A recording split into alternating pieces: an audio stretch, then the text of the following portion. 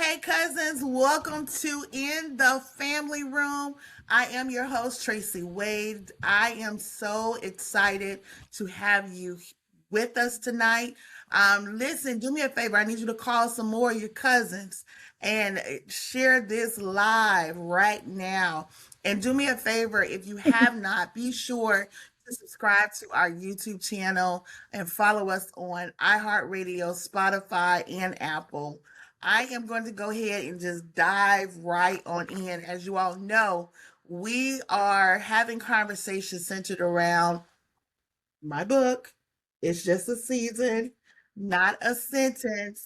And there is like, I went through quite the journey with this book to write this book, but one of the chapters has to do with dating. And the name of the chapter, and I guess this will be the name of this particular conversation, is So You're Ready to Date. And I have two longtime friends of mine. We go way, way back. And I am so excited to have them in the family room with me. As a matter of fact, while I was writing this chapter, um, they were constantly coming up, like memories of our time together was coming up, and I am not going to delay the time anymore. I'm going to go ahead and introduce our first guest. Her name is Stephanie Mitty. Stephanie, welcome to the family room. I am honored to be here. I love it. I absolutely love it. I know Crystal dropped off, and she'll get back and she'll come back in, and we will introduce her. If you don't mind, go ahead and tell the viewers a little bit about yourself, and we're gonna go from there. Well, first, do your viewers know our history though? Because I think even our history as friends is a good story. That we broke up as friends. I broke up with Tracy because that's just my thing. I break up with people. I be breaking up with people, and You when I didn't you realized I didn't was we didn't wrong, I break was up like, I want to be initially. friends again. No, but we had a little time of separation there. And then I We went back for did. her and she was like, "Nah, I don't want to be your friend. I don't want to be your friend." And I was like, "Well, all right then." And here we are. How many years has it been? Oh gosh, probably would like at Oh my least gosh, when 15 that years. happened, that happened I like mean, that maybe happened in 2014, I think. So, but I'm just saying how long over the time that we've been friends, it's probably Yeah. been what, about Yeah. 15 years? 20, Mm-hmm. 20, what, yeah, we've 10? been friends about 15. Almost 16? Probably Yeah. almost 20. Pretty Like much it was we're getting fun. close to 20. Ugh, Here we Lord. are. Ugh. It's been a minute. Yeah. Yeah. I am It has been a our minute. other guest is has arrived back into the studio. Crystal Ingram. Welcome to Thank you for In the having me Family in the family Room. room. Super excited to be here. I know this is going to be great conversation. I'm so excited. I just don't know. It does my heart. It Yeah, is I going to love be a being great here. It's conversation. such a tremendous blessing. Yes. So, Stephanie, other than us breaking up as friends for a little bit, is there anything else you want to share Yes. about yourself? Yeah, I just wanted your audience to know I be breaking up with people. I be like, no. So we have a little history, and I always love talking about our story too because it's a story of reconciliation, and forgiveness, and just maturity of being able to move past things, and I love telling people about that, that yeah, you can forgive people, you can move, and I was wrong, so I was just like, yeah, when I love you, I'll spin a block for you, which is very rare. So, like you're probably one of maybe two or three people I've ever spun a block for. And and I just always love just knowing that we were able to work through it. So yeah. To you too. Yeah, So yeah. what was Because your question at though? first, I just want at your first I audience to know I'm wasn't. like, we got history. Yeah, we got history. At first, I did not want to. I wasn't interested in working anything out with you. I was like, 'cause I'm I'm like one of I those people, know. you burn me once, I'm out. But Yeah. I don't know. I think it was because there was so much invested in our relationship back then that Hmm. the Lord began to deal with my heart concerning you. And you're right. Hmm. There is something so remarkable about reconciliation and be able to really Yeah. forgive a person when they've done something wrong. And Yeah. so I'm so glad that you and I were able to get past that. Yeah, absolutely. I mean, you always felt like family. I always just, even, I think to this day, my brother is still a little afraid of you because you've been the only person that could body slam him. Like, you literally picked him up in the air and slammed him on the floor. He's like, whoa. So from then on, Tracy has the nickname in my family of Thug Life. So anytime I talk about Tracy, Well, my she brother got will those immediately three go, oh, boys, how's so Thug Life doing? I know. And that's what I told him. I'm like, you underestimated her. I four. said, she That's has right. I'm boys. sorry, four Oh, grown yeah, men, Yeah, both yeah. She yeah. has men. I don't boys. So, believe yeah. it. Yeah. It was going See? yeah, it was gonna be either me or them, and it wasn't gonna be me. So yeah, I had to learn how to, yeah, hold it down. So tell Stevie I said what's up. I will. I will. But yeah, you always felt like family. Anybody that comes into my life, they typically immediately gets along with my sister and my brother, which they people know that's a part of my life. So, you always felt like family. And so we missed you, So yeah.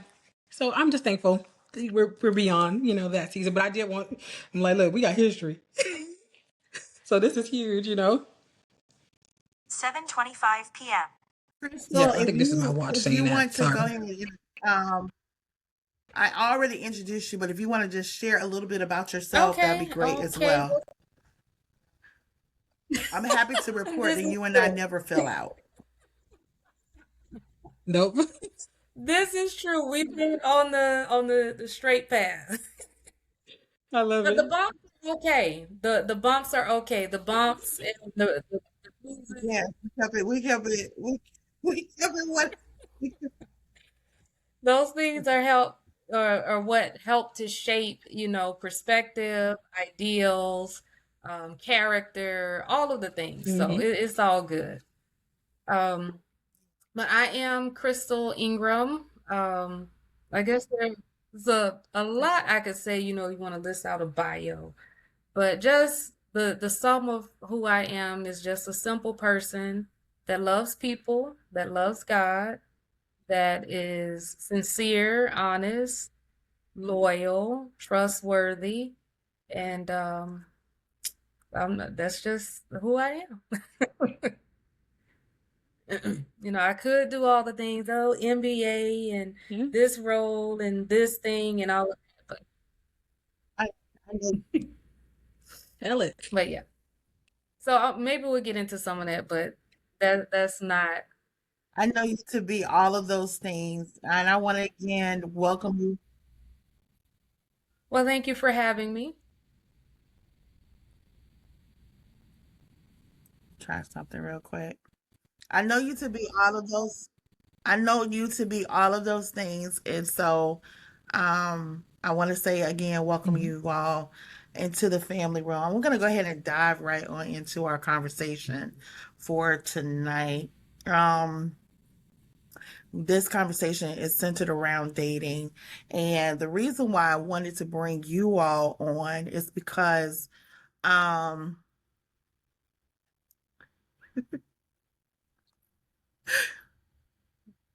years ago when we first met, we were, just to give you guys the viewers a Hmm. backdrop, we were all part of the same ministry together. We served together as leaders in that Hmm. ministry, and not only were we a part of the same ministry, but we hung out a lot, and we used to be at a lot. Yes. We normally we were at Stephanie's house a lot. Stephanie and Sarita's house a lot. Yeah. And I remember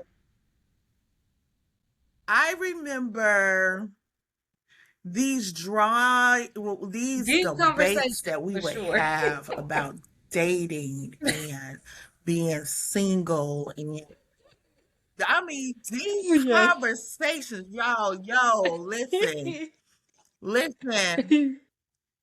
I'm talking Very about true. sometimes until 3, 4 o'clock in the morning conversations. There were times that I spent the night Yep. at Stephanie's house because it would be so late by the time we would leave. And Mm-hmm. I think we were all like laid out. Like it was just we just Right. were always together. It was a group of us that were single. I think I Mm-hmm. was maybe one of two that had gone through a divorce. So I experienced marriage before, but I found myself single Mm-hmm. again, and it was for me. I just remember like dating being so different from when I dated before I got married. Because when I got married, there was no internet. There was no such thing as online dating. There weren't all of these apps and That's things true. like that. And so we were getting to know ourselves, and we were growing in Christ. And so this is a faith-based conversation. Um, but let me ask each of you, did you all find it? Because Stephanie, you are now married. Crystal, you are engaged to be married. And Stephanie, you've been married now for 3 years, almost 3 years. And so, True. Mm-hmm. technically, Crystal, you still I'm taken. single, Single but but taken. you taken, okay? You got the ring. Um, did you Mm-hmm. all did you all think it would take so long? Did it feel like it took a long time for you all to find your person? Did it feel like it took forever? And what are your thoughts in regards to that? You want me to go first or Either one of Crystal? you. It doesn't matter. Well, Either for one. me,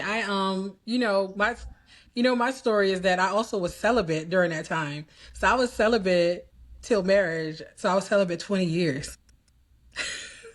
I would never advise that for nobody. I would never advise that for no. Don't do it. Like Why? find him quick, y'all. What? Find him fast. Wait? 20 years, yeah. But yeah, but yeah, it's 20 years. Yeah, and it's Wow. crazy. My wedding date was literally 20 years to the date of me taking my vow of celibacy. So I don't even know how God orchestrated that, but that was just amazing. But I I don't think that it took long as because I don't know if I ever really felt like I thought I would get married, right? Um I felt like it seemed like there was something I was supposed to do, but I never felt like I didn't want to be a prisoner of love. And for a majority of the women that I have seen be married, I saw them almost they seemed like they were slaves in their marriage. You're serving someone else and it's not a lot of reciprocity. And so I was like, before I put myself in something like that, I would rather be very independently, strongly single. And I'll have companionship, and I remember telling that to a couple of my guy friends, and one told me that I was going to be a thought because I wanted to have companionship. And I was like, no, I feel like I can have relationships with men and hang out with them, but it doesn't need to be sexual, and I don't necessarily have to get married. So I don't feel like it took long. But what I will say on the back end of that, being married, having partnership, I wish I would have done it sooner. I wish I would not have been as superficial as I was. Got to be this certain height, this whole laundry list of things. And I would have focused quickly on Remember, what mattered. remember that list. Um, that I could feel nourished. Yeah. And the Yeah. tea. Oh, you remember? You remember Yeah, you that? remember my list? The tea. So I probably would have sped that up. Yeah, I would have sped it up to focus on the things that made me feel deeply nourished and supported. And I don't know if a lot of women focus on this, but also feeling fully loved, because I think a lot of women are married but they're not fully loved, and this is why you see the burnout that women have. So I think in my head, I always felt like I was delaying marriage because I'm like, if I can't meet this type of person, then I'm better off single. But being married now, I feel like, man, I wish I would have did this faster, because being single, if you desire to be married, it is trash. It is trash to be out here working by yourself, paying all your bills by yourself, trying to build your empire. But why is you doing that? Like when I fall off, my husband will hold me accountable. He'd be like, "Oh, I thought you said you was gonna do X, Y, Z," and I'd be like, "Sir, why are you in my business?" But guess what? Singleness, you could just sit there and be, fall off and get lazy or get be inconsistent. Being married, if you got somebody that's really your partner, he'd be like, "Well, I'm just holding you accountable to what you said." And I'd be like, "Dang, man, let me go and do this. Let me get on out this bed and go to the gym. Let me go ahead and finish up my business plan. Let me go." It reminds me to stay consistent. And I didn't have that, being single. So I would have, on the flip side, I wish I would have done it sooner, but So, it didn't feel long for me. Okay. Plug that for a minute because I got questions. Go ahead, just Crystal. to jump in on this, Okay. I would say up to a certain point, yes, it did feel like a long time. Um, I would say there have been plenty of Okay. conversations, and especially watching uh, other girlfriends get married, my younger sister get married before me. And, I'm looking at others around me, even within our ministry at that time. We saw others, they found their person and they went on. And I can remember feeling some type of way, not anything towards them, but that, like, oh, when is my turn? I want to have my person. I want to know what that's like. And I Gotcha. think too, some of that played into, you have the fairy tale growing up of, like, Steph was saying, you have your list of this ideal person and what this is going to be like. And a lot of that was just internally created. And Mm-hmm. not to diminish it at all, but I would also say, societal pressure played into that as well, because especially for women, once you hit a certain age, the expectation is, hey, yeah, you got this education and all these other things. Where's your husband? You don't want children? And just, I would even say the audacity of people sometimes that you really don't know, honestly, but they feel somehow entitled to start asking questions into these personal things that, for me, I hold dear when Oh it my comes to gosh. that, especially Mm-hmm. when it's something that you want. But because according to societal standards, you're not there. And then you get that question thrown at you all the time. Well, let me take it to me. What's wrong with you? Or Mm-hmm. you get the statement thrown at you, there must be something wrong with you. And so then, these identity things come into play, or you start questioning yourself, maybe your self-worth. And so that the process leading to now, for me, it felt weighty and it felt long. I'll just be honest. But there came a period in my life, I would say probably within the last 5 years, and this is before even meeting my husband to be, that I just decided to take the pressure off. I decided that time was not going to be the yoke or the weight that I carry throughout my life. And I say throughout my life because I had even resolved within myself that, okay, maybe marriage is not for me. And not because I didn't want it, but because it had not happened, by this certain timeline. I was like, all right, God. And listen, I live in Lake County, and I'm just, kind of pinning this trace for your viewers. So this is kind of like, as one of my friends say, behind God back. In other words, in the middle of nowhere, right? Like kind of remote area. And so, right.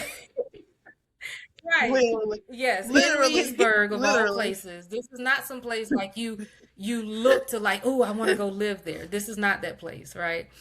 And so I desperately wanted to be somewhere else, the extreme opposite of where Yeah, I am. yeah. It ain't. It ain't. It is not It Houston. It ain't ain't even Houston. Orlando. It's not Fort Lauderdale. It's, and I'm naming Florida cities, but it's not No. Atlanta. It's not Yeah. NY. It's not LA. Not Yeah. even close. Okay. Yeah. And so I desperately Yeah. tried to be someplace else. Not nowhere. Nowhere close. And doors would not open in these other places that I wanted to be. And the only door that opened was Leesburg. And what I mean is job wise, housing, the whole thing. And I said, okay, God, you could have just told me you wanted me to be a nun. You ain't had to do it like this. Just Leesburg, like this is the only opening you got of all places. I said, okay, bet. I know what you're saying.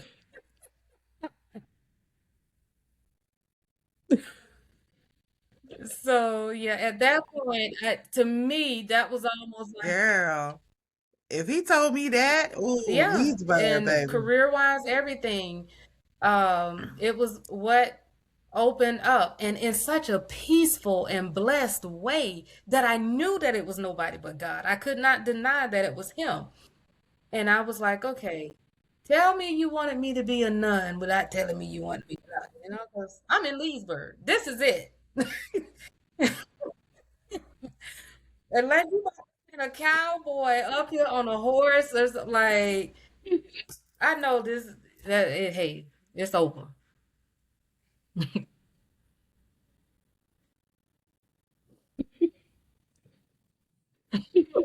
Wow. Okay. Stephanie, back to you. I got to pick it back to you. I got a question for you. I'm going to ask you one question. Mm-hmm. Um, Yes. you said that you wish you would have gotten married younger. What Earlier, yeah. what Mm-hmm. do you feel like you would have been ready for that earlier? Would you have been ready for that? Um, That's my first question. And do you think the caliber of men back then would have been someone that you could have selected then? Because you say you wish you would have done it earlier. So are you sorry. saying that you feel like are you saying that you are the reason why you didn't get married years prior? Oh, 1000%. I mean, I was, I had several, people that had proposed in the past and they were not viable candidates for sure, right? But but I believe the lens that I was looking Of course through, not. because I I mean, I haven't. Do you, when I met my husband, I told him no. I was like, we're gonna be friends. I literally was trying to hook him up with everybody else but me. I was like, okay, I could get with my sister. I have this friend named Rose. She's a nurse practitioner. I'm like, I could get with Rose because my husband is Haitian, so Rose is Haitian. I'm like, oh, I got the perfect woman for you, right? This man was like, why are you trying to hook me up with all these people? I want you. And I'm like, but no, we're going to be friends. And you know why I kept saying we were going to be friends? Because there were like um superficial things on my list that I wanted, 6'5", all these things. And when we started talking about our life and started talking about what we wanted that were core things, he checked off every single one of the things on my list. But it was just those other things that I was like, I need to hold out. We could be friends. And something in me was just like, you know what, give him a chance. Like this might, he was so intentional about me, right?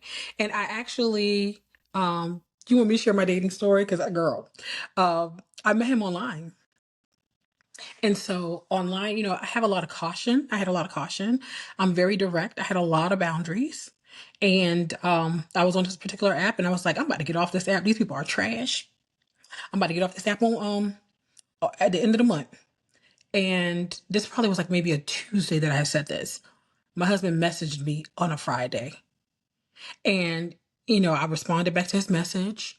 And of course, most of the men that were interested in me were not of the brown persuasion. They were, Caucasian or Hispanic. And so this is like the one little black guy in my inbox. And I'm like, what he want? Hey, Nick, what you want? Like, what's up? And we just hit it off. He had a great sense of humor.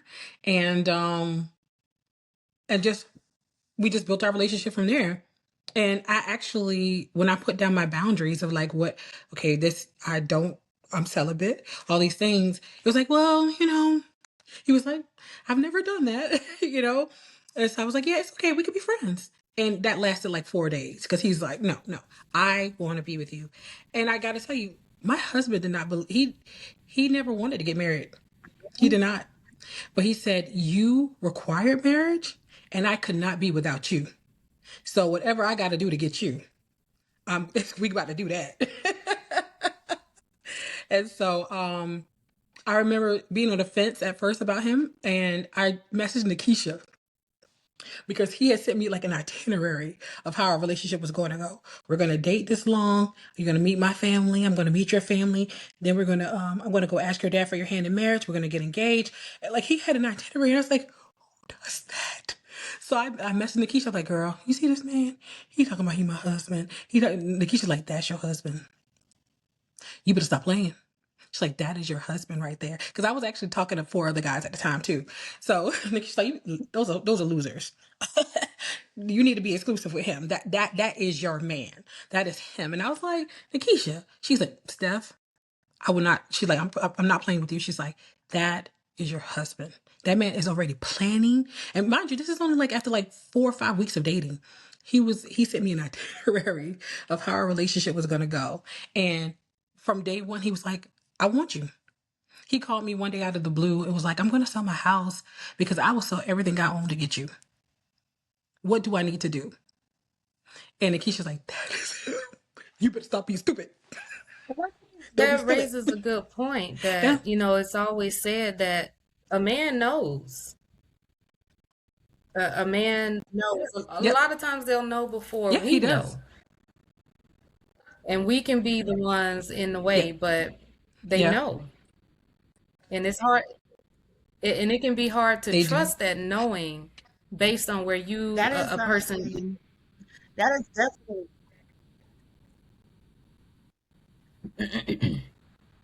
Say it again, Tracy. that has always been uh that has always been something I have always paid attention to when anytime I dated someone. Mm-hmm. If they didn't know where it was going after trying to get to know them for a little bit, like if they didn't know they wanted me in their lives and didn't have a plan, I knew they weren't the one. And I have quickly learned to Yep. end. I completely just end it. I don't like lingering on. I don't want to communicate anymore. None of that. Like I cut it. I don't even play Yep. around with it because I have in the As you should, past. Queen. And then you're Eh, stringing along people. You're stringing along people who individuals that are not. They don't want you. Like they just want you to be around. What I look like? Yeah. Girl, What I look say And like it to that. you? ultimately becomes And so Say baggage. that. I've had Say to that. learn to put that boundary. Yeah, Yep. Yeah, girl, say that. Like, yeah. I don't play with that energy at all. So, yeah, he was very adamant. I mean, I remember the first time we really hung out, like, because we were doing a lot of talking on the phone, and he being to show me, which I thought was like, I'm like, who is he? He showed me his bank accounts, his savings, his retirement. He showed me his mortgage, his car payment. He's like, I need to show you that I'm ready for you. You don't need to hesitate. I'm ready for you. I'm ready to take care of you. I'm ready for you. And I was like, thanks. I remember telling my sister, I'm like, he is doing the most. Because I don't like grandiose energy, I don't like it. Because I'm like, what are you trying to prove? Let me figure out that I like you on my own. But he was just like, he was ready. He was like, you are it. Even at our wedding reception, he kept telling everybody that came to the table to congratulate us, we could have been here like months ago, but she was playing. Yeah, he's like, she was playing. But I just had to have strong, I feel like I needed to have strong boundaries. I wanted to weed out pretending. I wanted to weed out the honeymoon phase. I wanted to weed out, like, do you like me for real? Do you love me for real? Because trust me, I love me and I'm good. But I don't need someone pretending to be something for me and for me to like them. So I just wanted to make sure. My husband did not have my real phone number until the month before he proposed. Like, that's how strong Oh, my boundaries wow. were. Yeah. I did not give him my real. I use a I don't burner think phone I number. would have. Hmm. Okay, Steph. Yep. Okay. I don't He did think. not have my real phone number I know until I the didn't do month that. before he proposed. And yeah, and you know why I did that? Because I'm a woman, and you never know people. I met him online, and you guys know I live with my sister. I'm like, I'm not gonna invite any harm in her because it's not her fault. So I was like, I need to make sure I protect my environment as much as possible. So yeah, I had to make sure, like, sincerely, even though he was talking it, I was like, and Nikisha was like, "You being silly, I was like, I know. Well, let's see if he can pass these tests. And I wasn't even really testing him. It's just I needed, let me keep my boundaries. Anybody, and that's what I do respect about him. He respected my boundaries. Because that also would tell me if a man tells you you're too much or you're too, oh, why you gotta be, no, then you're not the one. Because you want me to lose myself and second guess myself in order to please you. Any boundary I set should be good enough. And a person that really loves you will respect and always honor your boundaries. They will never make you step aside from your boundaries. And he respected it. Yeah. Yeah. Wow. So, Okay. yeah. He sounds like quite the man.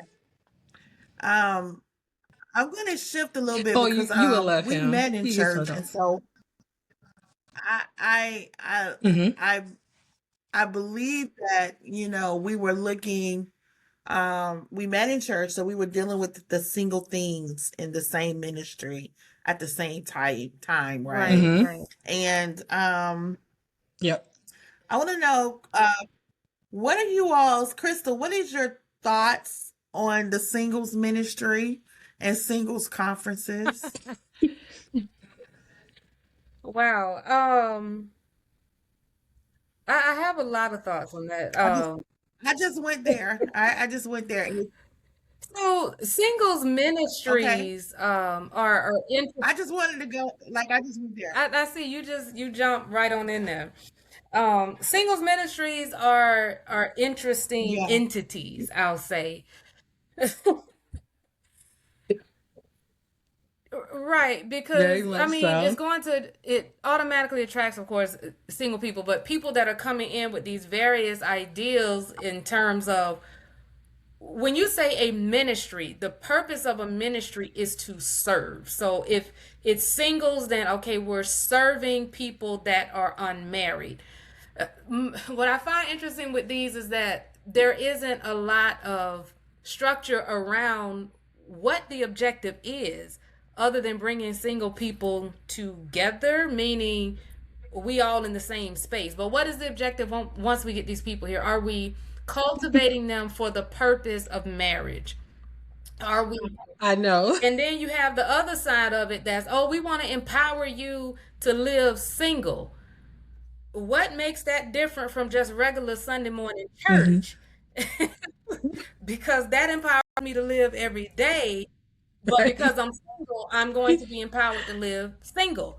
So it just, I don't understand what singles ministries are doing or trying to do. Now, I will say this: there was one singles ministry, or I'm going to even call it a marriage preparation ministry, which to me, I would think a singles ministry that should be Mm-hmm. the goal. Like we are preparing, helping to cultivate this group of people to be married. And Lord, I'm trying to remember the name of the one that we had. Some about being on fire, you was burning or on fire.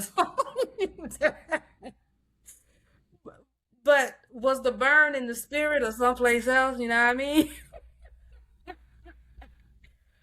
So I was just like, I couldn't Right. figure out Right. like what are we doing? And so it was something that I honestly stayed away from. And I felt like what we did amongst each other, for me, that was the ministry part of it. Because I didn't, Yeah. you can't have a Yeah. single ministry and oh, we just go Yeah. bunch of single people go bowling. I that got was friends for that was that. the real singles ministry, to be honest. The singles ministry, we all gonna go to the movies. I got Yep. Yeah. girlfriends, I got I friends that I I do that feel with. So like again, if you're calling it a ministry, how in what way is Yeah. it This I true. serving? remember when the singles ministry at the at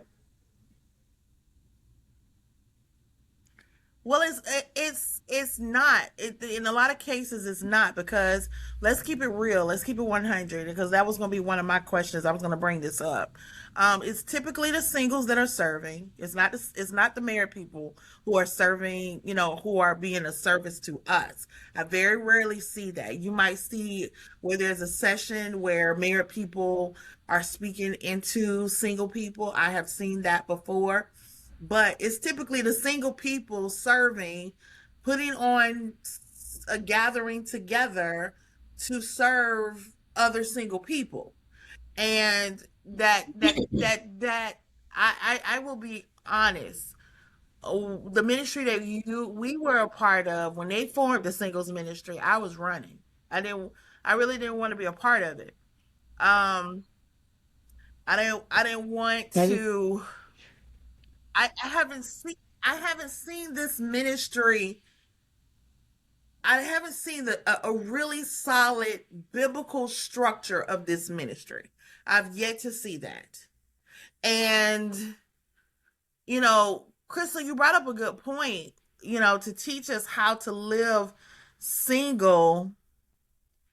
I don't know. It's almost like I don't need anyone to remind me that I'm single. That's how I feel about that's kind of my thoughts on it. It's not to say I can't fellowship and things like that, but what is the point? What is the vision for this stuff? What is the vision for this particular ministry? And that's for every ministry. Like Yeah, what are you hoping to accomplish? Because I'm gonna be honest with you, there are some people who are single and they don't want to get married. that's true. They may not want and desire marriage. So where do they fit in? Where do they fit Hmm. in? And so I have seen ministries, churches mishandle this department. It's so funny because They do. Yeah. there's a there's a singles conference. I went to my first singles conference 2 years ago up here. I did not want to go. I didn't want to go. I went for the first year and I went again the second. It was like the Oh, Lord tells me every year to go. I try to run. She's doing it again this year. And I don't want to go. I still don't want to go because I, I right. don't I enjoyed the service because hers is more like a service. So I've enjoyed that aspect of it. And then I've also seen it where like there's real deliverance, like people are really working. Because let's be honest, when you talking about singlehood and you're going down this journey of being single, one of the things that the enemy will try to target is your identity. Oh yeah. And so a lot of people have to be free of, their identity crisis that they might be going through and other traumas. And so I think that that's one of the things that has drawn me to these Mm. conferences. And so she's done it a lot differently. I just don't like single conferences, and that's just me. I just don't like going to them. Yeah, I no, I get probably may it. Yeah, not I want to think that go that to a department is definitely marriage ministry. mismanaged. Yeah, I get that. Yeah, I think that that What are department is your thoughts definitely on that? mismanaged. Yeah, I said I think it's definitely Okay. mismanaged, and mishandled. I don't think I am of the perspective that I do think that the singles ministry should be just for fellowship, just for because it's like you. That's the one thing you guys have in common. You're single. Oh, you're just meeting people who are in your same situation and maybe even getting ideas of how they navigate this season of their life. But I think specifically single, the time that you're single is supposed to be, I personally feel, for you to love on yourself. Like surrender to God and spend that time allowing yourself to be nourished through the word and nourished to whatever, the Holy Spirit leads you, but also loving on yourself and loving yourself in a way that when that love for you shows up, you can immediately recognize it and you don't have to second, does he like me? Does he not like me? Does he love me? You don't have to do that because you spent time loving on yourself. There's a cadence, there's a language that it speaks and you understand it. It's translated. You're like, so you're not I feel that people don't spend enough time with people who are wise. One of the things that I think that has gave me the advantage in transitioning my mentality for marriage was I love being around women who are loved well. I don't want you giving me I don't want no woman whose husband is mistreating them. He talking to you crazy. He going to church before you and leaving you at home. Like he not providing. You over here carrying the bag. You paying 80% of the bill. I don't want you telling me nothing. You know, don't talk to me. You can't tell me nothing because I don't want your life. You know what I'm saying? I don't that you can't speak. You're not translating to me. I want to see women who I see their husbands put them first. He's leading well. He's a good leader. He loves on them. And there is a and especially me being the oldest, I find that being with someone that loves you well, there is a rest that so many women have never experienced. And you experience that when you're loved well. You know, like I've been working my whole life. My mom even said this one day. I was taking her to the store. She's like, I thank God for your husband because finally you have somebody that's able to take the weight off of you that you've always carried for the rest of us, being the oldest. Well, you I'm know, so I'm looking out so for my mom, my glad sister, you you know, said looking out for that. everyone. I'm so glad. Yeah. Yeah, I'm so glad you said And that's what that. singleness is about. I think Because it's, I yeah. Yeah. So I feel like that's what it's wow. about for you to spend time loving on yourself in such a deep way that you can't even, a counterfeit can't even play with you. You know what I'm saying? Because you've taken the time. And then guess what? You don't have to pretend your relationship is something that it's not. You got to be feeding people what you think you want people to see your relationship is because I find because of what I found, I'm a little bit more sacred about it because I know that it's rare. And I know from talking to women when I hear them, I'm like, oh yeah, they ain't in what I'm in. Let me look. I'll give if they ask me questions, I will share. But I'm like, a lot of people are struggling behind the scenes. They're in some. You're married, but you're not loved. You're not loved well. That's why you're stressed. That's why you're unhappy. You know, there's a softness that enters your life when you're loved well. And I think that that's what singleness is about, is for you to spend time loving on yourself so that, because God's trying to teach you how to identify someone that's going to love you the way that he loves you. And sometimes we don't stay still enough to do that. Or we don't surround ourselves or connect ourselves to people who can help translate that for us. And for me, I find that I always gravitated towards women who are loved well.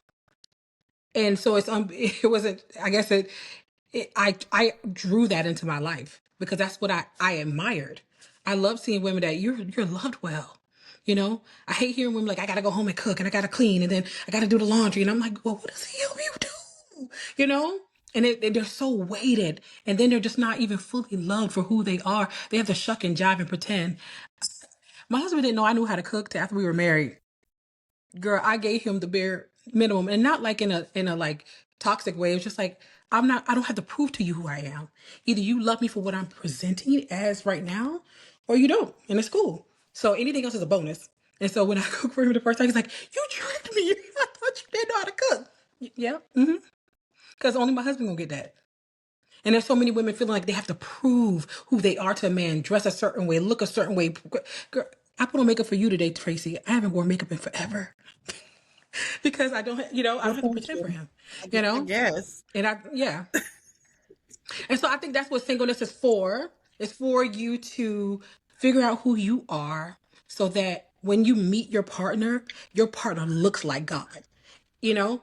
They can Okay. translate who God is, how he loves Let me you. ask you a question. Hmm. Do you feel that the church has a responsibility to teach that? It's Just a Season, Not a Sentence, is a book of wisdom to help navigate and shift your perspective when going through life's journeys. Tracy illustrates God's plan of purpose by sharing her personal experience of God's promises remaining true even after divorce. Whatever you may be experiencing at this time, remember, it's just a season, not a sentence. You can embrace the purpose over the pain. No, I think that's Okay. it because this is my thing. I'm not anything I do in my life, I'm not translating that through the church. So why am I translating what I want in a partner through the church? But if a person doesn't I believe the know, church but is if a you if place. you're dealing if a person does not know how to do that, if they don't know how to love themselves, um, Mhm. where should they learn that? If they don't know how to love themselves, where should they learn how to love themselves and to take care of themselves? Somewhere else? I think an element of that does come through the Crystal? If church. I think an element of that does come to the church. I would not say it is the sole responsibility of the church because I'm very, very big on self accountability, adults being adults, using your own right, brain, figuring out, Yeah. your likes, your Yeah. hmm dislikes, that should not be handed down to you from somebody else. I think there's an element of that that does come from the church. Does it stop there? No. Because even the ministry that where we were, the pastor made it very clear the mantra, if you will, of the ministry was, it was a hospital. It was a place where people could come to be healed, to be delivered, to, you know, work through your stuff, in other words. And so I think there's an element of that that begins there. Does it stop there? No, because as an adult, you have to take responsibility in what if you need therapy outside of church? There is absolutely nothing wrong with seeing a mental health therapist. And so to say that it, is at the church only, now we're just into, and not that I'm against this at all. I am 100% a Pentecostal Christian Bible walking believer. But what I'm about to say is this, I'm just putting my, We yes, we know. Yes. I've seen you shout. well, it's beyond the shout, but I get what you're saying. But what I'm saying is where we just get into Wait, this, wait. That first time Crystal cut up on that stage, on that what? pulpit I don't even remember that. in the dance, I was like, I remember. I remember the first time I saw you shout. I said, oh yeah. So I say that to say I believe in the power of deliverance. I believe in the power of, and I'm gonna go old school on this, of the Holy Ghost because we don't really talk about him too much, and all of that. And I believe in deliverance, by way of laying Yeah. on hands and praying and all of that. What I'm saying is that it does not stop there. Yes. There's nothing wrong with seeking out mental health therapy because a lot of people, before even Yeah. getting to the point of marriage, are dealing with traumas. You mentioned about identity crises or whatnot. A lot of that right, comes from childhood traumas or, right. in some cases, recent traumas that they've been through. You're going to go to church, you're going to pray, and God is love, so you will find him there. And that love is going to come in, and now you get this, I would say, the beginning of the journey. But whatever that looks like for you, you have to be willing as an adult, as a person, to take those additional steps. I would say, even for myself, part of the reason why it has taken, say, so long was I needed to go through that process. In looking back, I 100% believe that had I decided to be with someone before now, I would have been, no slight to anyone, but I would have been a divorcee. And I don't know, maybe trying to do this again. But I don't think I would have been a good partner at that time. And so I'm grateful, though the time has been long, I'm grateful for the That process. is honest statement. I'm hmm grateful That's for the good. process of, as Stephanie mentioned, getting that self-love, which for me required a lot of healing. It required digging into those spaces that I didn't want to, that I had been suppressing or trying to, um, uh, during a certain time in my life, drink my way through or try different things, trying to get a tattoo and do all of these different things to ave dealing with what needed to be handled. And so this time of singleness is very, very important because I agree. time Yeah. where, yeah, self-love, but also self-work. This is the time of work where you got to start yourself Yeah, the, that the is the true. real questions, Yeah.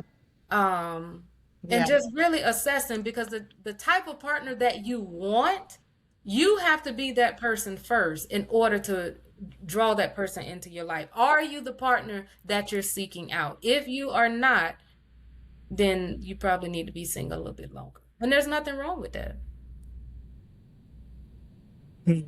Yeah. Nothing wrong with that at all. Yeah. I do want to piggyback on what you said, Yeah. Crystal. Absolutely. I Mhm. partially agree with that a little bit, because one thing that, and I'm going to go into my analytical consultant Here mindset go. of, Here and this goes. is what I teach a lot Here of. goes the debate.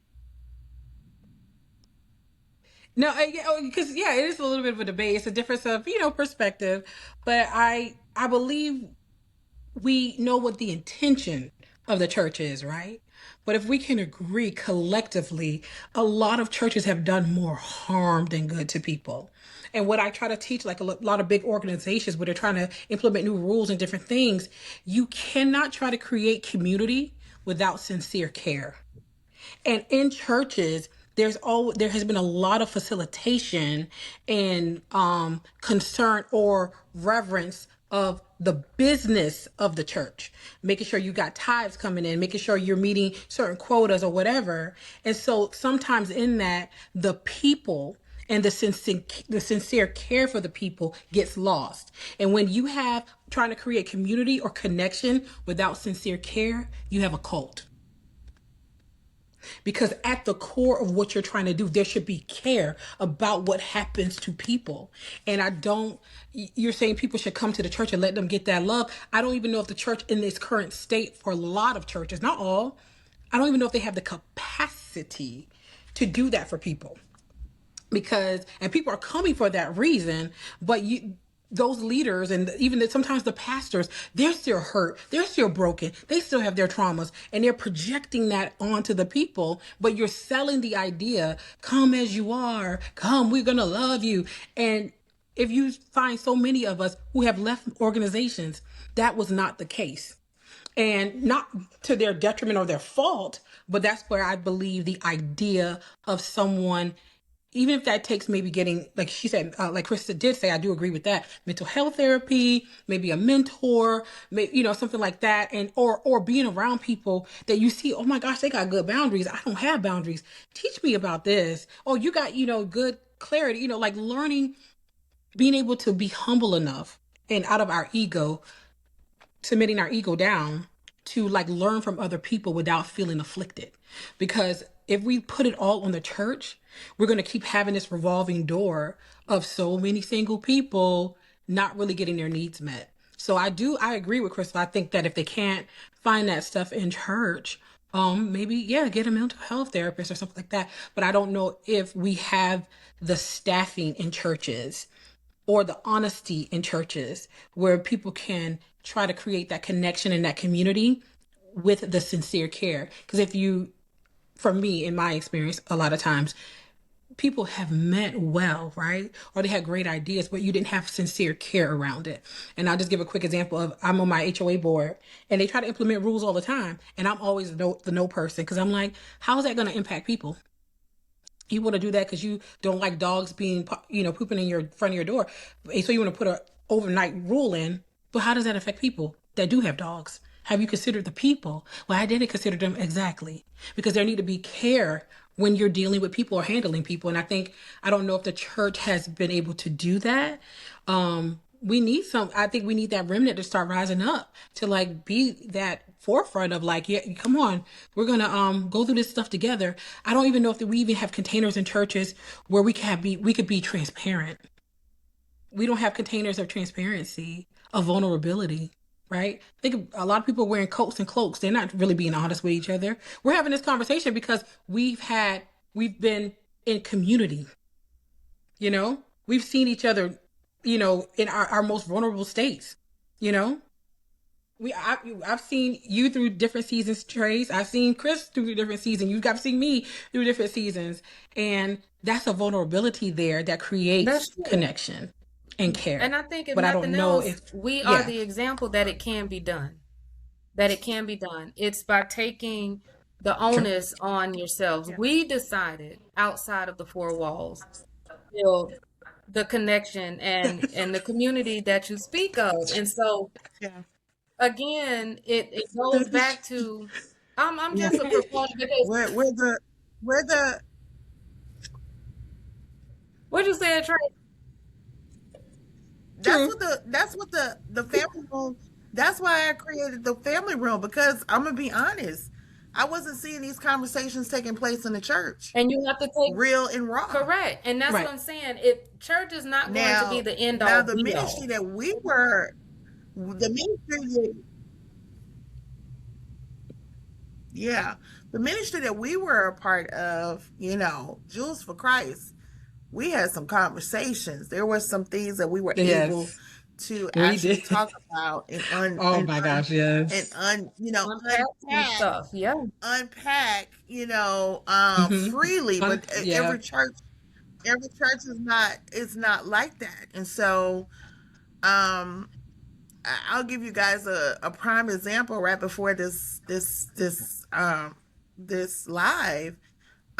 Someone contacted me in the church. They are a leader in the church with a real family problem.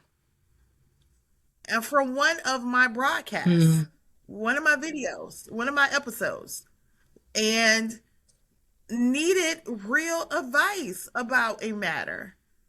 But they are leaders in the church and can't and haven't been able to open up with their leaders concerning this matter. And so I think it does take, like, we have to also remember that we are the church. Exactly. We are the church, the vessel, we are the church. So it doesn't matter if we're in the four walls of the church or if we're outside of the church. Um, so, being able to be long suffering, Mhm. loving, patient with those that are trying to figure it out. I remember trying to figure it out. Like, I remember mhm. what it feels like to feel rejected, what it feels like to feel unloved. What it this month would it's been 19 years that I've been divorced. That's a long time. And I'm like, I'm gonna be honest, I'm sitting here, I'm just like, because for the longest I was fine.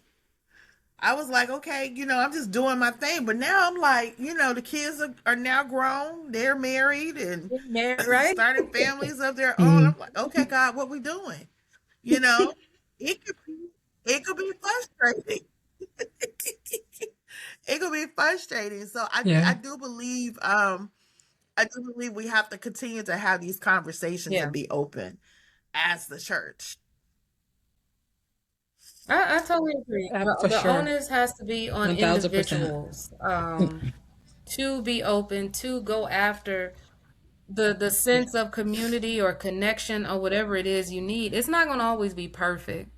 It is not going to always be perfect, but you do have to be willing to put Yeah. forth the effort. I agree. I do agree. But I really do want to I drive want home you what you both. said, Chris, though, about, I think that maybe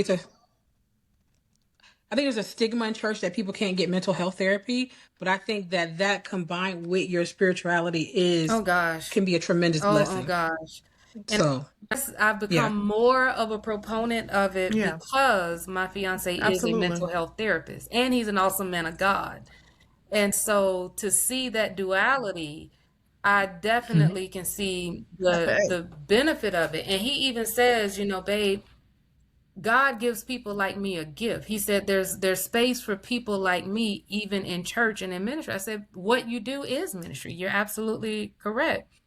And so a lot of the Mhm. stigma or the you know, we don't want to do it. I think really within the Black community itself, we shun that or look down on it or have some sort of stigma or negative thing around it. But therapists, they get that gift from somewhere, just as a piano player gets their gift from somewhere. So we cannot negate that just because it's relating to mental health. So there's nothing wrong with that.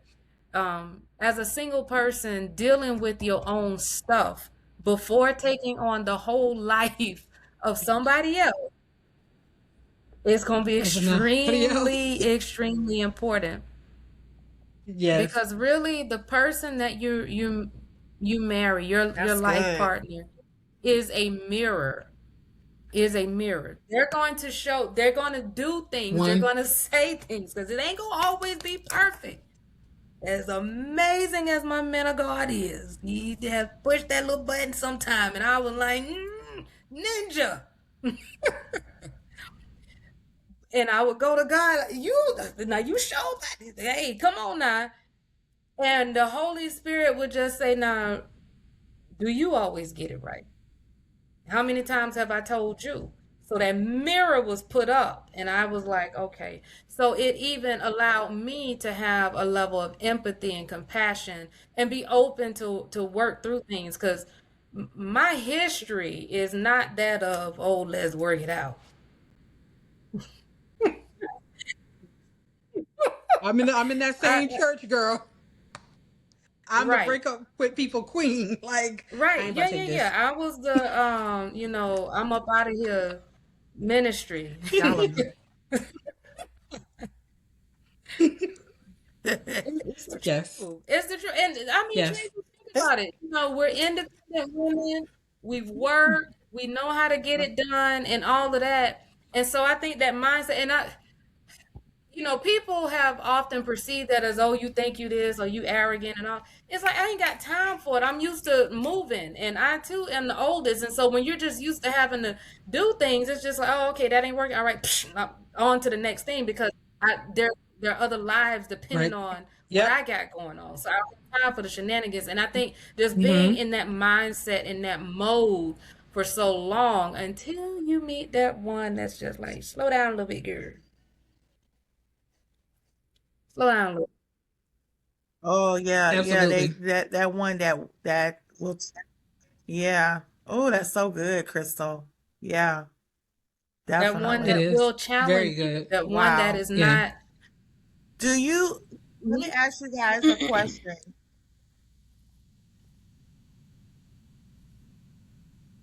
Do you all? Where are our kingdom men? Are they ready?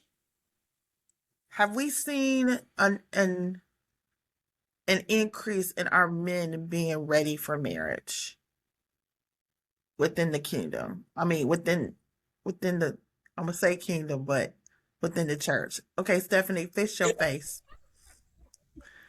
Well, I think that there are.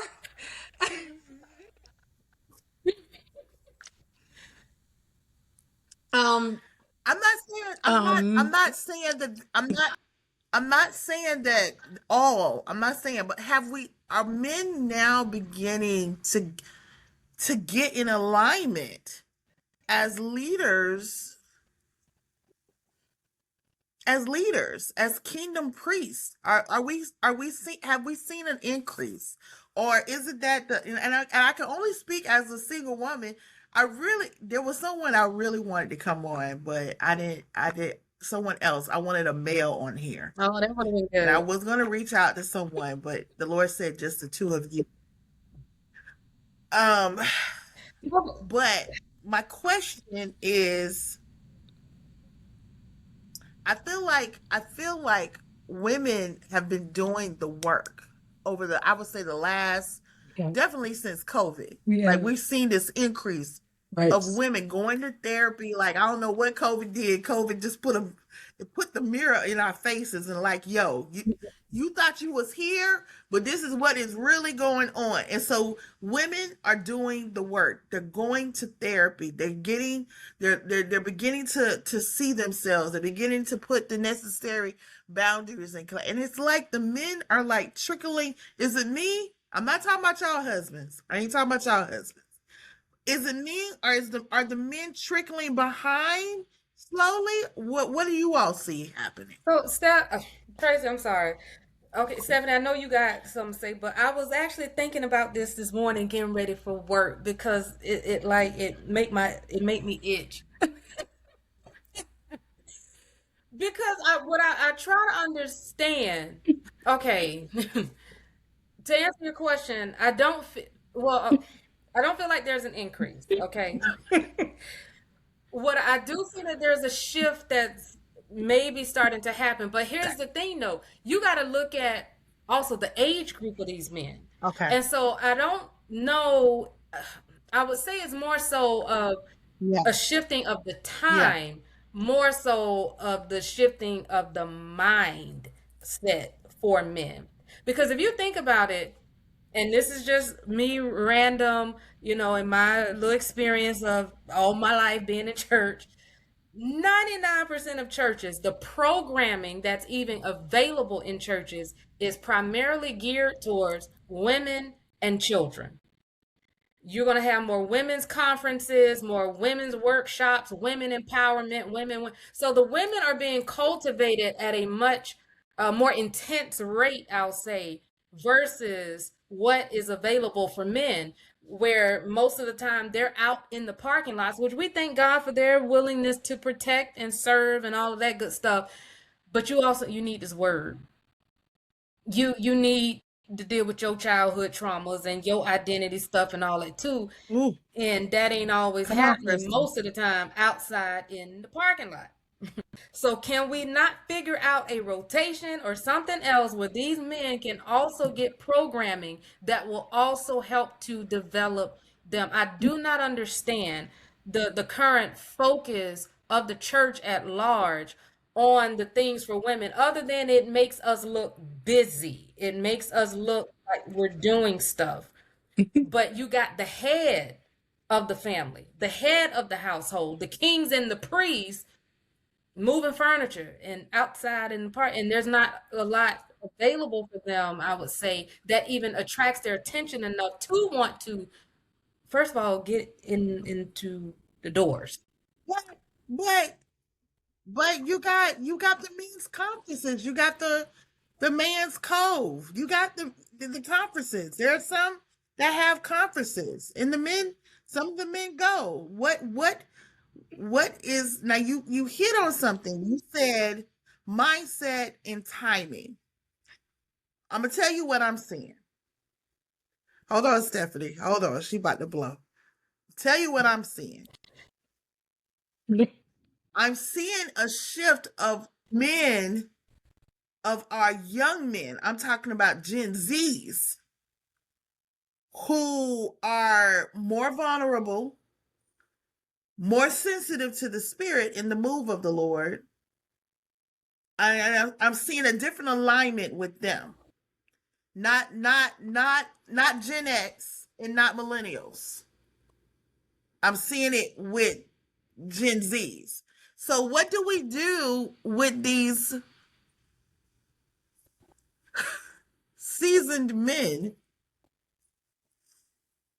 who, one of the things that absolutely vexes me, and I'm just going to be honest, is if I see a man, and there have been times that I have gone to church, if I don't see a man that knows how to worship. If you can't worship, you can't lead me. If you don't have a heart for worship and a heart for prayer, you can't lead me. Now, I don't mean you ain't got to pray down heaven like me. I'm not looking for that. I want a man that has a heart for God, meaning he'll weep for him. And I don't see that. I was watching, I don't know if anyone caught this, but there was a national men's conference that took place. I'm not going to call the person's name. And I was watching. And there were some of the men that were worshiping, but there were some men that this was a struggle for them. It's almost like we have to teach this. This needs to be taught. Because I believe that a man that is sensitive to the move to the spirit of the Lord, I believe that man will get into alignment. I believe he's quicker to get into alignment than someone that refuses to hear the spirit of the Lord. So do we need to have like we had clapping classes to teach them how to clap on cue? Do the men need to be? I don't think we need that. I think that men are beat up enough, right? And for a great majority of men, I can't say all, but a great majority, they have not had good male leadership. They haven't had good fathers. So for a lot of men, it's so hard to trust God like that. I think the key for a lot of women to see where he can find, where you find that submission to God, is you watch how he leads himself. Does he keep his word to himself? Does he keep his word to you? And that is a man that will pray down the house for you, even though he doesn't know how, even if he's not maybe the greatest worshiper. But if that man leads himself well, he gonna put himself in front of a bullet for you. He's gonna lead your family well. He ain't gonna try to lead you into calamity. You got a lot of men in church raising their hands, Yeah, I and was gonna they say can't that pay the light outward bill. expression can be deceiving if Yeah, we yeah, I mean, just gonna look at that alone. right. They raising their hands, but child, they need a ride from you, girl. Mm-mm. No, we're not doing that. And I said, so I think you just gotta look for men who Hmm. watch how they lead themselves. Like I know of someone right now, they're really close to their pastor, and their pastor think that they're an upstanding guy. And I was like, does your pastor know that you a hoe? Cause like, how you that close to your pastor? He don't see it, you know? And this man, I mean, this man is running through the church. Like he is not, he's, I believe, but he is able, clearly, look, he's able to deceive his own pastor. You know what I'm saying? So they could pretend in church. You know, got his pastor want to hook him up with people. Say, please don't do that, sir. Please don't do that, sir. You don't know who this man is. And And so I I know think I you just got to said find someone. I said the church. I know I said the church and what you see or whatnot, but really it's the private life. What does your private life look like? What does your private time with the Lord look like? And I have asked men that, Watch how like, he handles I money. have had guys that said, I've had guys that have said, well, I go to church. Okay. You know, See how he that's handle one money. day out of the week. You See know, how he what do handle you, money and how he handle people. I, I'm,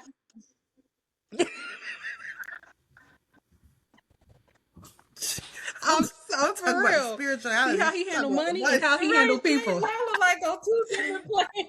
No, I'm telling. But see, What, but this is the thing. Crystal? What are your thoughts? This is the What are thing, your Tracy. thoughts How on it? you do one thing What are your thoughts on it? and how is how you do everything. So I'm kind of a balance I'm of just the You're saying. two right. because You are so right.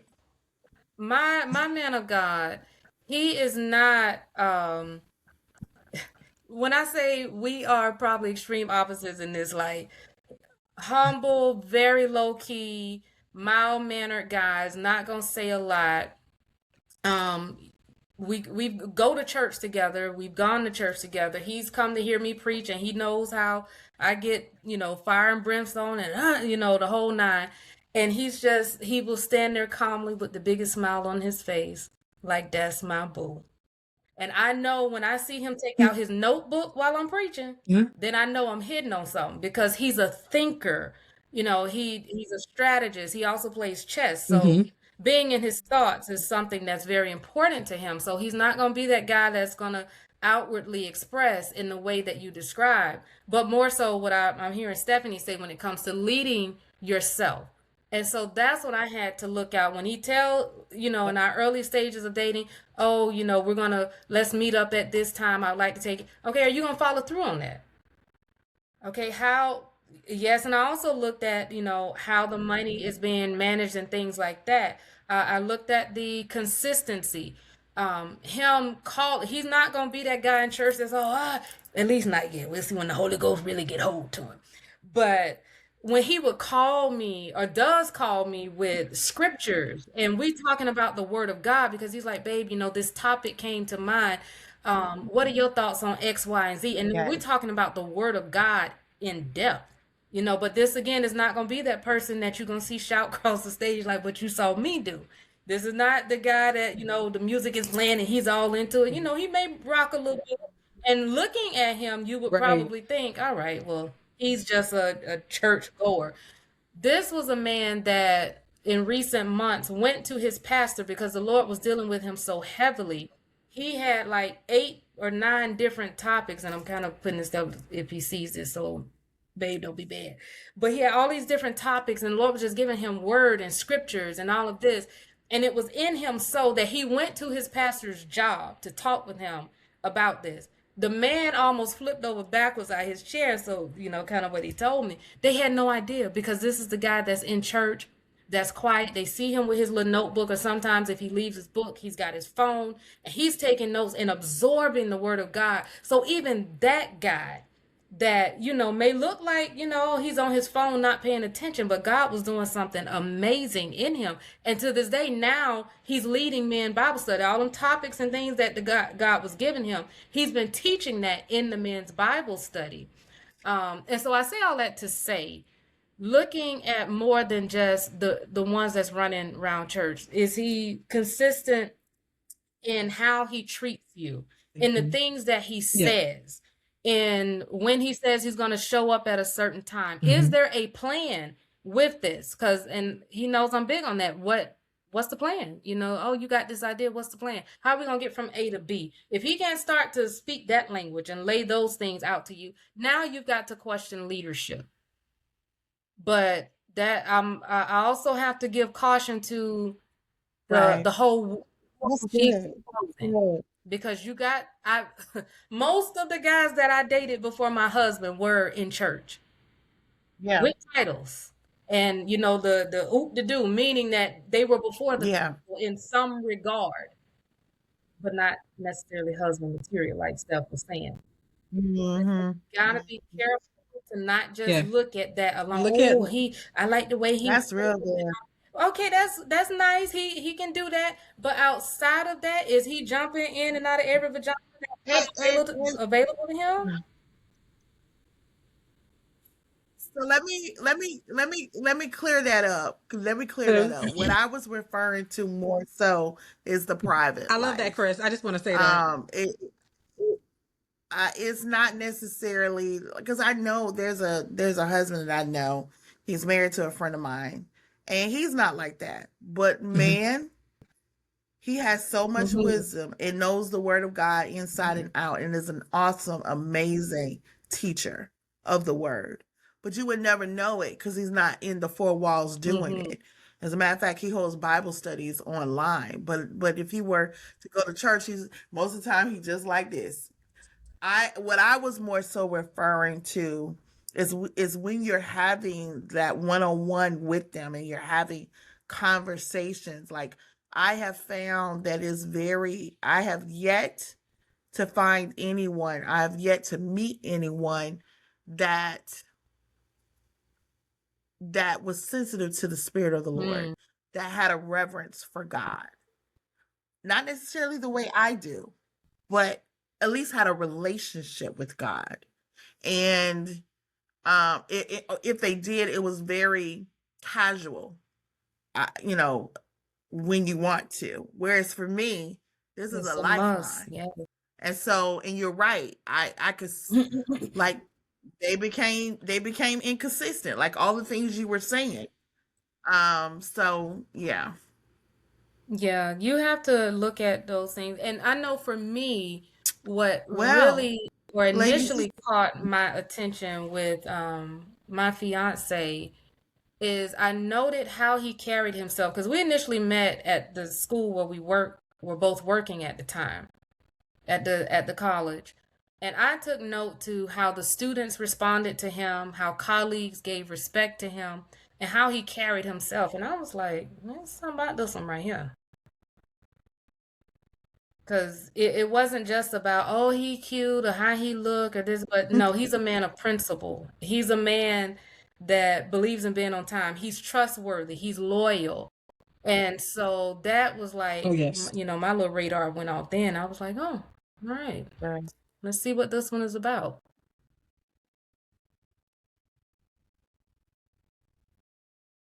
Did any of you vet the men that you are involved with?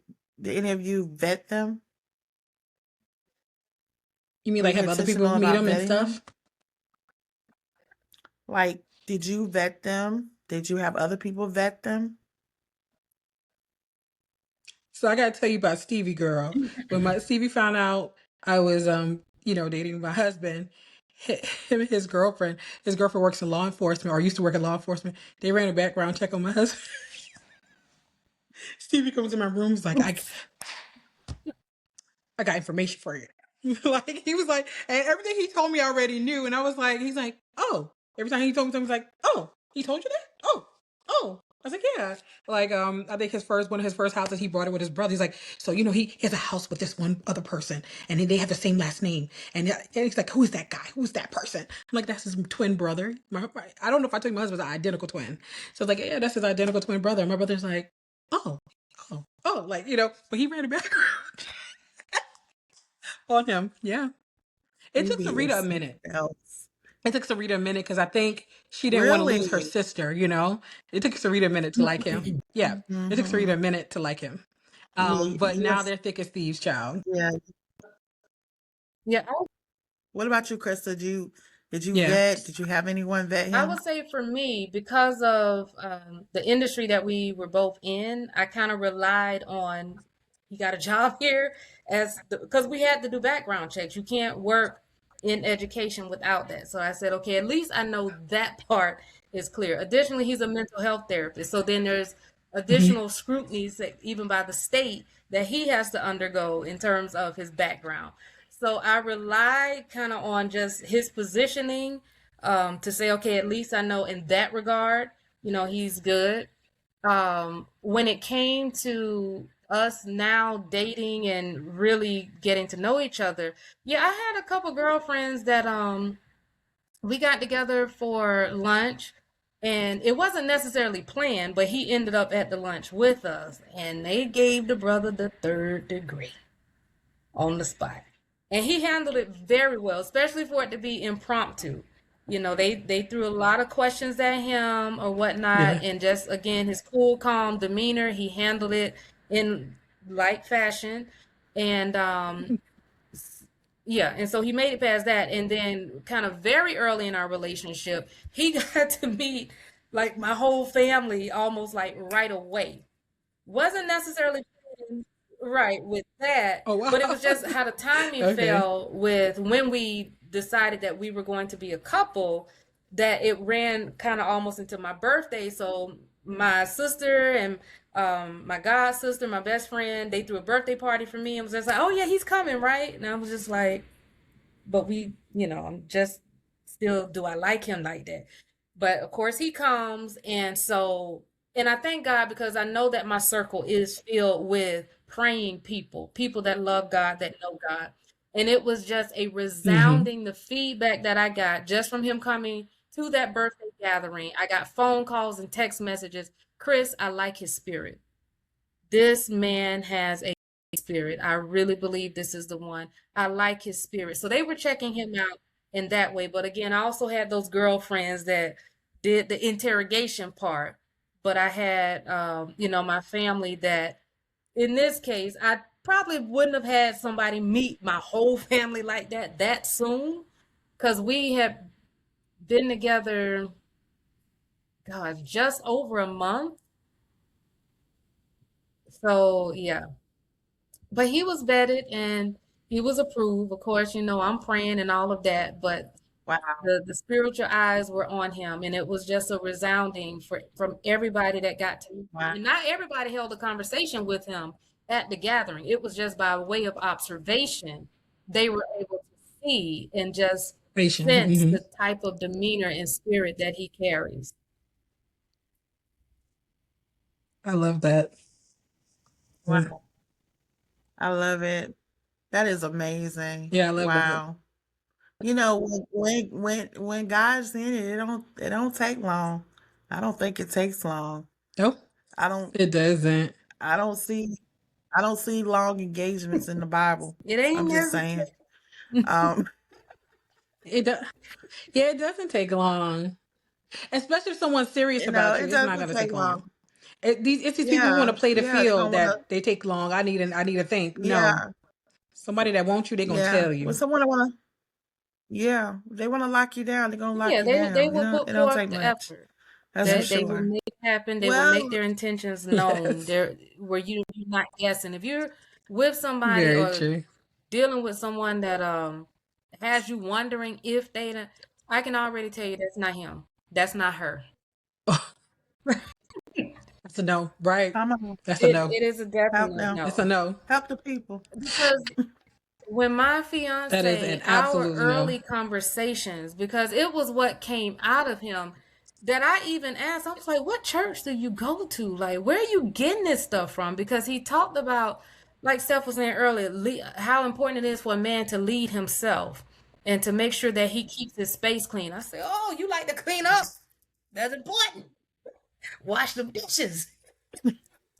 But no, when we were talking about, leading yourself Yeah. and being committed to the words that you say and how important that was for him, he said, listen, I'm just going to tell you right now, I'm interested in you for the sake of for the purpose of marriage. He said, I'm not out here just dating to date. He said, so we're going to do this dating thing. Now, he didn't draw out a timeline such as Stephanie's husband did, but he laid it out, and this was Yeah, he's an within, engineer. our first Yeah. month of being together. He made it very clear of what the end game was. So I was not guessing and wondering what we doing, where's this going, what you want. That was laid out in the beginning.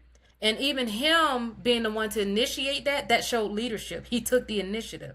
I didn't have to ask the question. He laid it out there. Right.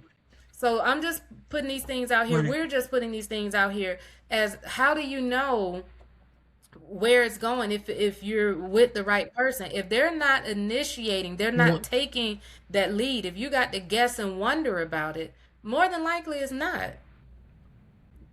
And if you really really be honest with yourself, Yeah. you always know. Yeah. I mean, I can think back on several that I've dated, and you just had that something in you that just knows this is not it. It's, I don't care how cute, I don't care how talented Yep. he is, what he Yeah. driving, how much money you know if it ain't it. Yeah. And again, the That's onus true. is gonna be on you. Very true. I'm gonna share something real quick. I'm gonna share. So anytime I meet a guy, and I'm getting to know them, and after typically, I'm gonna be honest, most of the time they don't last 2 days because I start hearing, and I think you telling me that. you can't cut what you can't shut down the prophetic. When the Lord tells you, he tells you. And so I don't even play with it. I'm old enough, I'm wise enough to not even play with it anymore. But there have been times when, for whatever reason, the Lord won't say anything he won't say anything to me initially. And it never fails. I pray this one prayer. I say, okay, Lord, show me his heart. Show me his heart. Baby, within 24 hours, I think the longest was 48, I start seeing his heart, Wow. where his heart is. And as you can see, I'm still single. So it never fails. So if you're unsure, because we have to remember, I'm just speaking from the woman's perspective. I know we might have men that will watch this broadcast as well, but from a woman's perspective, he's going to do whatever it takes to protect your heart. He's going to put you first. He's not going to, he is going to be willing to die for you. That's the man that God And has that's for just you. not a physical And death. so once you start seeing, right, once you start seeing in the Holy Spirit start really showing you a person's heart, you cannot ignore that, or you shouldn't ignore it. I will say that. I agree 1000%, Trace, but what comes to mind, That's and a I'm just percent. gonna Yeah. also speak to the women from a woman's Yeah. perspective, is that we were created from the rib. You're a rib. A rib supports, a rib protects, a rib does those things. Where a lot of women get off on the wrong track with relationships is when you move from rib to trying to be a screwdriver or a hammer or a saw and a drill, and now you're trying to patch up this person to build them, to make them be what it is you need, and that is not your role. You are a rib. You are to undergird what's already there and cultivate that as a life partner, as a helpmate. But if you trying to build a bear, build a man, and I say that not from the standpoint of don't Build build build a bear. Just up. listen. You got to put the stuff in and find the clothes, put the clothes on and sew it up and do. You're doing too much, and that's why you're frustrated. Now, I'm not saying don't build up Too your much. partner, but there's a Too. difference in doing that versus build a bear. Yes. I agree with you. I agree with Build a you. bear. I feel like if I could leave the But you ladies are with anything, literally because it would like the be store. very true.